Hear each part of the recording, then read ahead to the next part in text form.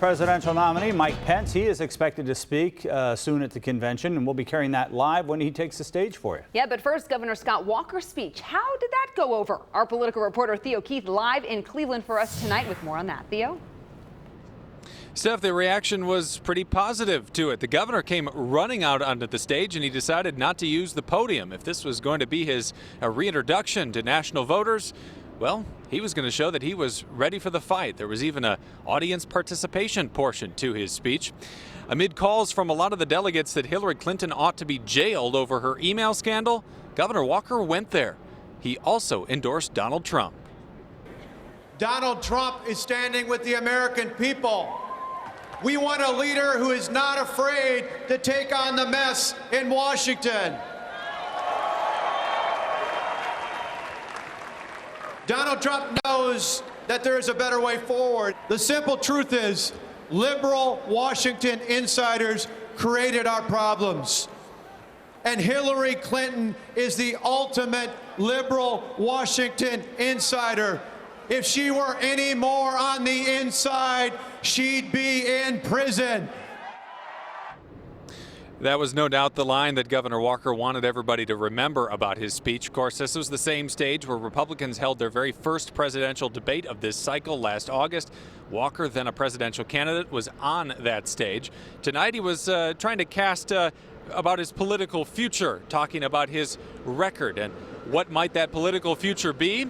Well, earlier today, former Governor Tommy Thompson called into question Walker's electability if he runs for a third term.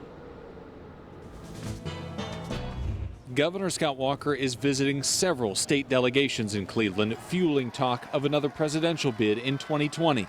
But he says the only election he's thinking about is for governor. If I choose to run again in 2018, it would be the full intention of serving that term out. People ask me, what should Scott Walker do when he got out of the presidency? As former Governor Tommy Thompson pointed out, there's one big thing standing in the way of a third term. He's got to build his popularity. If he builds his popularity, anything can happen. But you don't run for election when you're at 35% approval rating. According to the newest Marquette poll, 38% of Wisconsin voters like the job Walker is doing. 58% do not. Well, my approval rating's higher than Hillary Clinton and Donald Trump's. Asked about what Thompson had said, Walker noted that the dramatic drop-off in his poll numbers happened last year when he ran for president.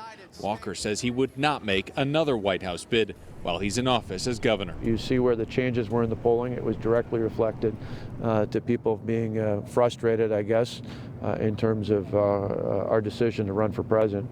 If we weren't running for president as part of a future term, I think that would your poll numbers would go back up again.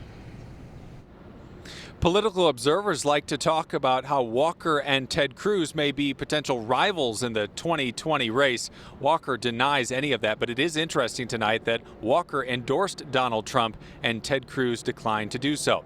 We'll have a reaction from Wisconsin delegates. I'll tell you, it was pretty positive to Walker's speech. That's coming up tonight at 10. We're live in Cleveland, Ohio tonight. Theo Keith, Fox 6 News. All right, Theo, thank you. And the theme for tomorrow, Make America One Again. The headliners tomorrow evening, billionaire Peter Thiel. He's the co-founder of PayPal. Donald Trump's daughter, Ivanka Trump, will also be speaking tomorrow night. And the nominee himself, Donald Trump. We will be carrying his speech live on our 9 p.m. newscasts tomorrow evening.